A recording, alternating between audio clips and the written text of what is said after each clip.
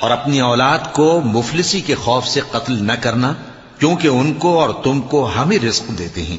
کچھ شک نہیں کہ ان کا مار ڈالنا بڑا سخت گناہ ہے، اور زنا کے پاس بھی نہ جانا کہ وہ بے حیائی ہے اور بری راہ ہے۔ اور جس جاندار کا مارنا اللہ نے حرام کیا ہے اسے قتل نہ کرنا مگر جائز طور پر، یعنی بفتوائے شریعت۔ اور جو شخص ظلم سے قتل کیا جائے، ہم نے اس کے وارث کو اختیار دیا ہے کہ ظالم قاتل سے بدلہ لے، تو اس کو چاہیے کہ قتل کے قصاص میں زیادتی نہ کرے کہ وہ منصور و فتح یاب ہے۔